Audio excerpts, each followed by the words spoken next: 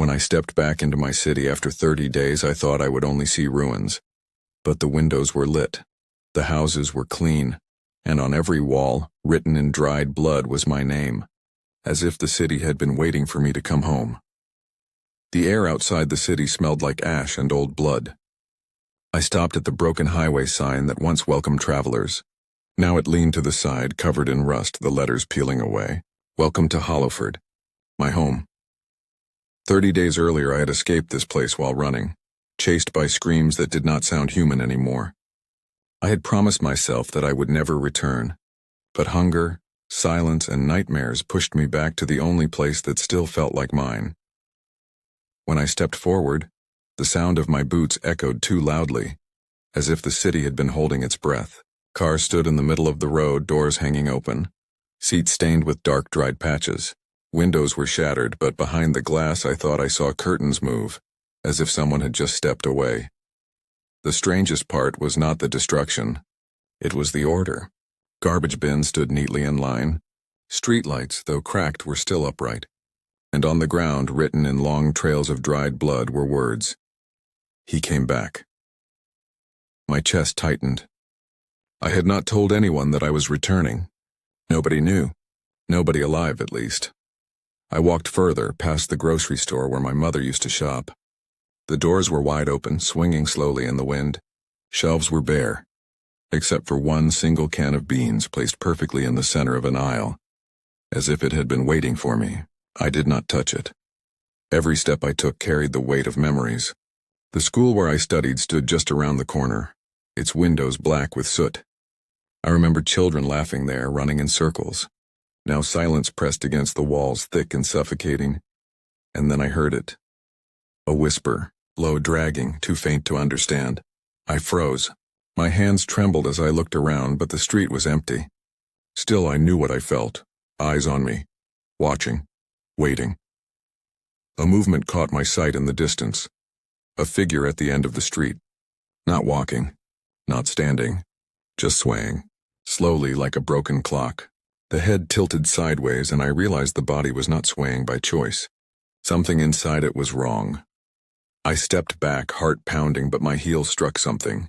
I looked down. A children's shoe. Fresh mud still clung to it. Too fresh for 30 days of decay. My stomach turned. This city was not abandoned. It was not ruined. It was alive in a way no city should ever be. And as the wind carried the whisper again, clearer this time, I finally heard the words, "Welcome home." The deeper I walked into the city, the heavier the silence became. Every street carried the weight of 30 days without life, yet it did not feel abandoned. It felt as if the city itself was waiting for me. Burned cars lined the road, their metal frames twisted and black. Some were melted together, as if fire had swept through in a single violent wave. I passed a bus, its windows shattered, the seats inside torn and soaked with stains that looked almost black under the weak daylight. A child's drawing clung to the glass near the back seat. The crayon colors were bright against all the ash. The picture showed a family holding hands, smiling, with the words, "We are safe here," written below. My chest tightened. That drawing should have been faded or burned, yet it looked fresh, untouched by the chaos around it. I turned onto a narrow street where the houses leaned against one another, their walls cracked and roofs torn open. Some doors were missing, some hung half off their hinges, and yet many windows had curtains drawn neatly shut, as if families still lived inside, keeping the world out. The ground crunched under my boots. Shards of broken glass, torn shoes, and scattered papers covered the road. On one wall, a calendar hung crooked, its pages frozen on the day the outbreak began. Someone had circled the date in thick red ink. Beneath it, scratched into the plaster, were the words, "Do not look at them for too long." I did not understand what that meant. But I felt the warning press against me like a cold hand. As I walked further, I noticed something stranger. The further I moved into the ruins, the cleaner the buildings became. Blood on the walls grew darker, almost painted into shapes. Some doors had markings scratched into them, tall figures with hollow faces, drawn again and again, as if whoever lived there had been trying to capture something they had seen. I paused at the corner of an intersection. In the middle of the road stood a traffic light. Its red glow still flickered faintly, even though the power should have died weeks ago. Beneath it lay dozens of shoes scattered in a circle, but no bodies. Just empty shoes, lined as if their owners had been told to wait and had vanished where they stood. I forced myself to keep moving, but my heartbeat would not calm. Each step carried me deeper into a place that did not make sense anymore. Then I saw it. At the far end of the street, one building still stood tall and almost untouched. A library. Its doors were closed, and on the glass someone had written with something dark, "He is not supposed to be here." I froze. Who wrote it? Who knew I would come back? And why did it feel as if the entire city already knew my every move? The closer I moved toward my street, the harder it became to breathe. Every corner, every broken sign, every crack in the road carried a memory. The world around me was dead, yet my mind filled it with echoes of laughter, footsteps, and voices that were no longer there. When I reached my house, I stopped at the gate. The paint had peeled away, and the iron bars were bent as if something had forced its way inside. The windows were broken, but the curtains still hung neatly, swaying slightly in the wind. For a moment I almost turned back, but I had come too far to stop now. I pushed the gate open. Its rusty hinges screamed through the silence louder than they should have. I walked across the small yard where my mother used to plant flowers. The soil was dark and dry, but a single red flower still stood tall in the middle, bright and alive. 30 days had passed without care, yet it had not withered. I unlocked the front door. Or at least I tried to. The key slid in easily, but when I turned it, the door swung open by itself. I froze. Someone had been here. Or maybe someone was still here. Inside, everything was wrong. The living room was clean. Too clean. The table was set as if dinner had just been prepared. Plates, forks, glasses, all in their places. But the plates were empty. Dust should have covered everything, but there was none. It looked as if the house had been waiting for me, untouched by the chaos outside. I walked to my room. The door was half open, the way I always left it. Inside, my bed was made, the sheets tucked in perfectly. On the pillow lay my old notebook. I picked it up. The last page was filled with words I had never written. "You should not have come back." My hands shook as I dropped the notebook. I knew I had not written that, yet it was in my handwriting. Every letter curved the way I always wrote. I searched the rest of the house. My father's study was locked, but the lock was new. Someone had placed it there after I had left. My sister's room was empty, but her toys were lined up neatly in a row, each one staring at the door as if they had been waiting for me.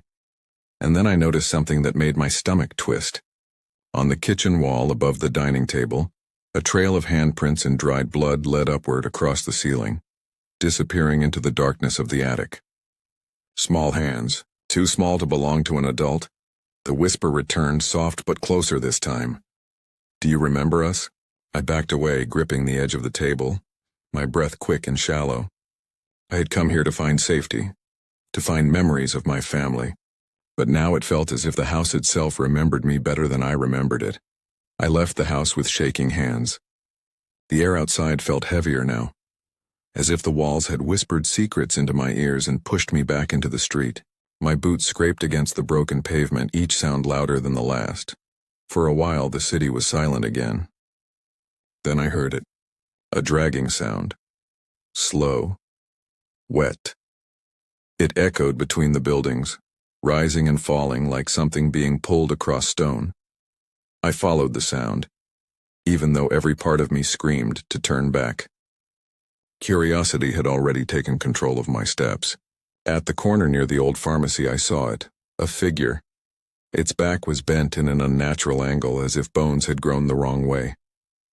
Its skin clung tightly against its face, gray and cracked like dry clay. The jaw moved slowly, clicking open and shut, though no sound came from it. The eyes were white, milky, staring at nothing, but I felt them lock onto me all the same. The figure twitched. Its head jerked, its neck snapping too far to the side. Then it moved. Not a walk, not a run, something in between, a broken rhythm that made my stomach twist. I froze. My breath caught in my throat. It was close enough now that I could smell it, rot, iron, and something sharp that burned my nose. It stopped a few steps away. Its head tilted, studying me.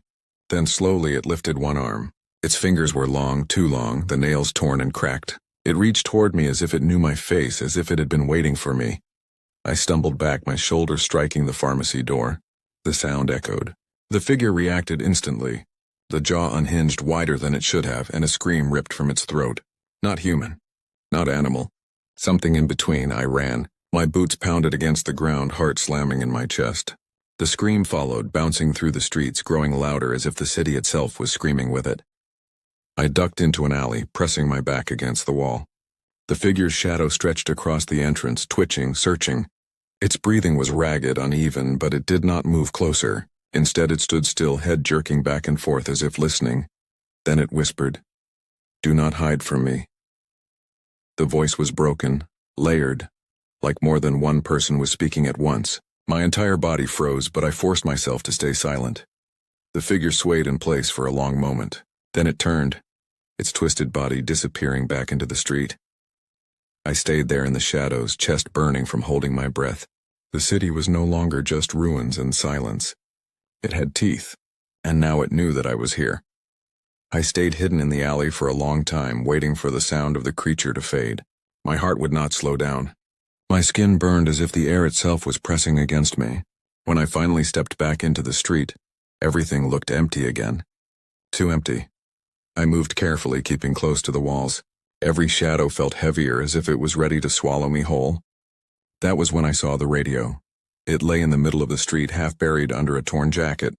An old handheld radio, cracked but not broken. I picked it up, brushing the dirt away. The dial was glowing faintly, even though there should have been no power. For a moment it was silent. Then the static shifted. A voice broke through.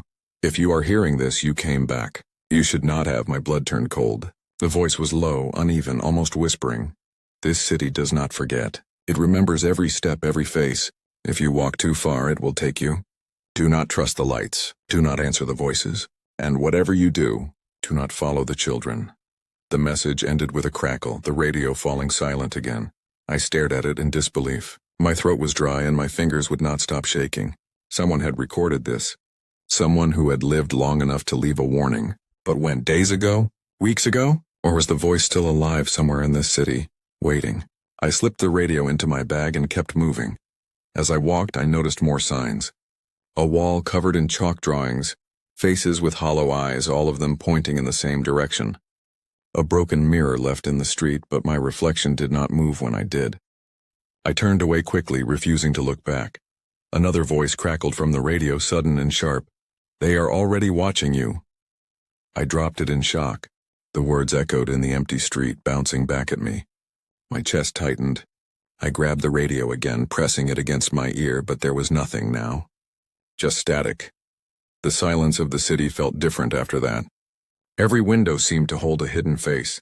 Every open door looked like a trap. I realized the city was not only filled with ruins and creatures, it was filled with rules. Rules I did not know yet, but rules that could decide if I lived or died. And the worst part was the thought that circled in my mind again and again. The survivor who left that message. Were they still alive, or had the city already taken them? The deeper I went into the city, the more I realized something strange. The noise had stopped. No wind between the broken buildings. No birds in the sky. Not even the hum of distant electricity. The silence was so complete it felt alive, pressing against my ears, forcing me to hear the beat of my own heart. I turned a corner and entered a street I knew well. Once it had been crowded with shops and people shouting prices from their stalls. Now it stood empty, yet the shops looked too clean. Windows were polished, doors stood upright, and signs still hung above the entrances as if someone had repaired them. I walked slowly, my boots making the only sound. Each step echoed again and again, far louder than it should have. I stopped and the echo stopped too. But one more step followed, faint and delayed as if something else had taken a step behind me. I spun around. The street was empty. I kept moving, faster this time. My eyes moved to the windows above. Behind one curtain I saw a shadow move, a figure standing still, head turned toward me. When I blinked, the curtain was empty. The silence became heavier. I could hear my own breathing too clearly, every inhale and exhale sharp like a blade. Then I noticed something worse. All the doors along the street were half open. Every single one. Not wide, not closed. Just open enough for someone to slip out. or to watch. I gripped the radio in my bag, wishing it would speak again, even if only to break the silence. But it stayed dead. I passed by a bakery, its glass window still intact. On the inside, a table had been set with bread, steaming as if it had just been baked. I stepped closer, confused. The bread looked real, golden and warm, but when I blinked, the table was empty, covered in dust. My stomach turned. That was when I realized the silence was not natural.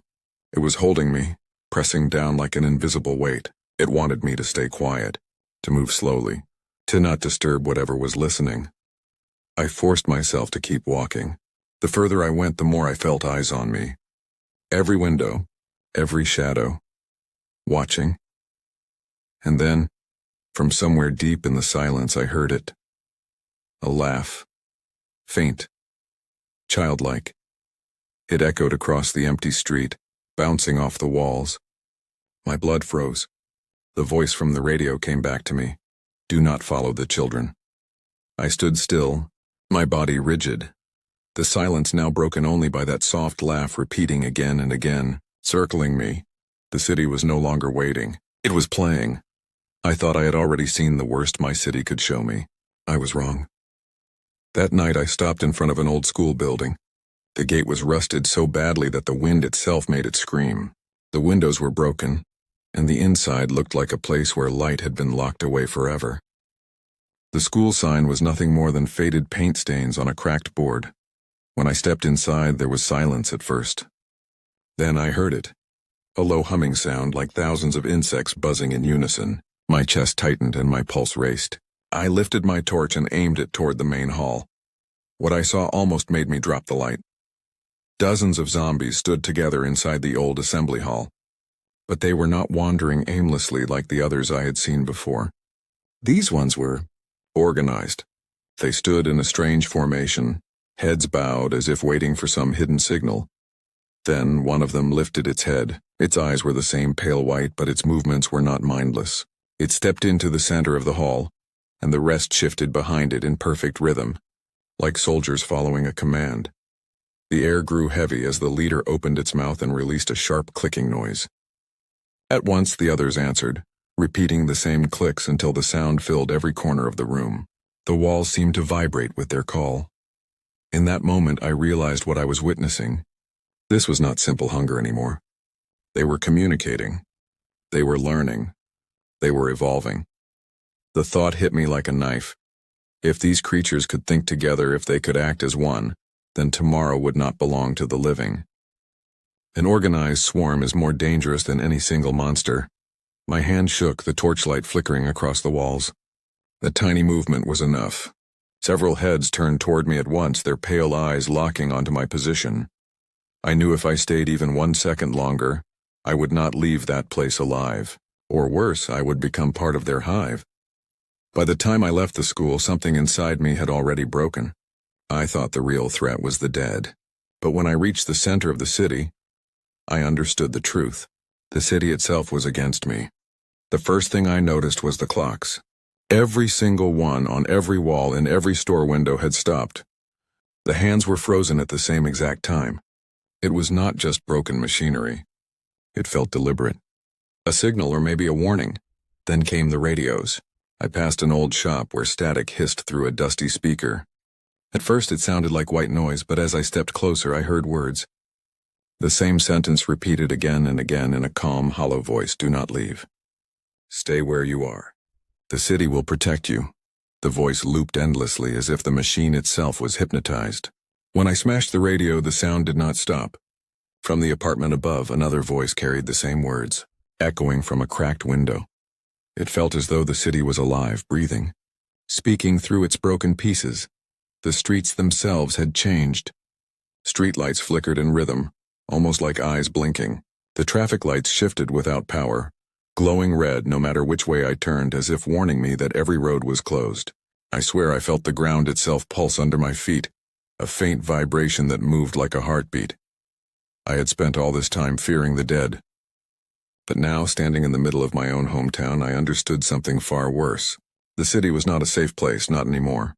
It was a trap, and I was already inside it. The city had betrayed me, but the dead had not forgotten me either. I heard them before I saw them. The ground shook with the weight of hundreds of feet dragging forward, a storm of rotting flesh and gnashing teeth. When they came into view, my breath caught in my throat, a wall of bodies endless stretching from one side of the street to the other. Their groans rolled through the night like thunder, and in that sound I felt my own death racing toward me. For a moment, I froze, and then I remembered the message. The one I had seen scrawled on the walls of a collapsed gas station. The words of a survivor long gone. When the city turns, you will have only one choice: escape or give yourself to. At the time, it had made no sense.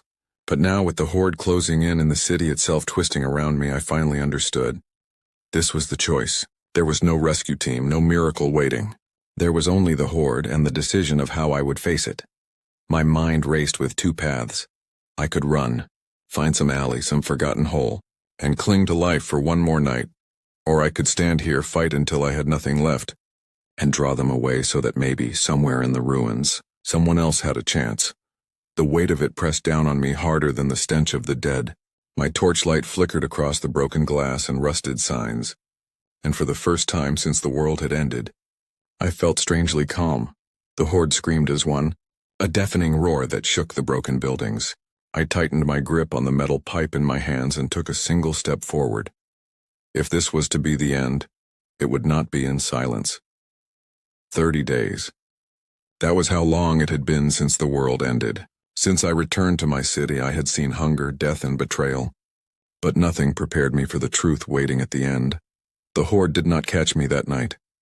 Somehow, through blood and fire, I crawled out of the ruins and into the silent outskirts. I thought I had escaped. I thought the nightmare was behind me. But then I saw it. Beyond the streets, beyond the walls, something moved. Not the shuffle of the dead. Not the hum of the city. Something deeper. Shapes in the fog, taller than the buildings, their shadows bending the air like heat. They were watching. They had always been watching. The city had never just belonged to the zombies. The city itself was a nest. And those creatures were only the first stage. Suddenly, the clock stopping, the radios repeating, the streets shifting, it all made sense. The city was not only alive, it was feeding.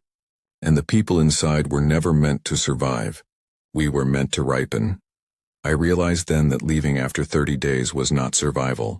It was an illusion, a false mercy, because what I saw in that fog, staring back at me with eyes that should never exist, was older than death itself. And as the ground trembled, I heard a voice, low, broken, yet clear, whisper from everywhere at once: if you ever return after 30 days, you will not leave